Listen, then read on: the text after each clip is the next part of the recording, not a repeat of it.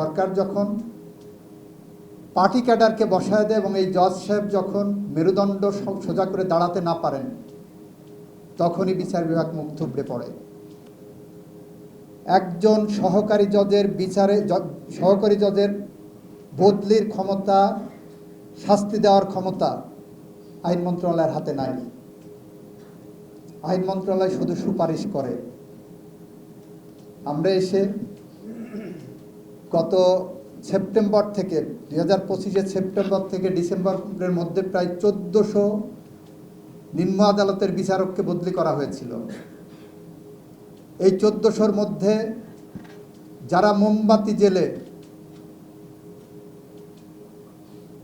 গণতন্ত্রকামী মানুষকে সাজা দিয়েছিল তারাও কেউ কেউ প্রাইজ পোস্টিং পেয়েছিলেন। আমরা যখন সেইগুলো ঠিক করতে গেছি, সেখান থেকে 70% আমাদেরকে অনুমোদন দেওয়া হয়নি সুপ্রিম কোর্ট থেকে। 70%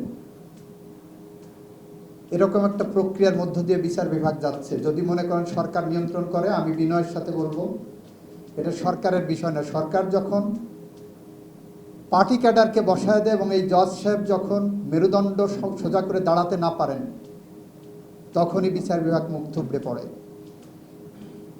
কিন্তু স্বচ্ছ প্রক্রিয়ার মধ্য দিয়ে যদি নিয়োগ হয়, ভালো জজ যদি নিয়োগ হয়, ব্যক্তি যদি ভালো হয়, তাহলেই কেবল একটি স্বাধীন, স্বচ্ছ, প্রত্যাশিত বিচার বিভাগ পাবেন। অন্যথায় এ ধরনের বিচার বিভাগের স্বপ্ন শুধু কাগজে কলমে রাখলে পাওয়া সম্ভব না। আমার দেশে সুপ্রিম কোর্ট কাগজে কলমে, এর থেকে সাংবিধানিক প্রতিষ্ঠান, স্বচ্ছ প্রতিষ্ঠান, এর থেকে নিরাপত্তা বলয়ে থাকা প্রতিষ্ঠান, চাকরি সুবিধা পাওয়া প্রতিষ্ঠান, বদলি হওয়ার কোনো চান্স নাই, রিমুভ করার কোনো সুযোগ নাই। সেই সুপ্রিম কোর্ট আমাদেরকে সঠিকভাবে সাংবিধানিক অধিকার রক্ষায় বিগত 16-17 বছর সময় ব্যর্থ হয়েছে। সুতরাং সেই জায়গা থেকে কিভাবে ঘুরে দাঁড়ানো দরকার, মাহমুদ ভাইকে বলবো আপনারা সেই জায়গাটা একটু অ্যাডজাস্ট করার চেষ্টা করবেন।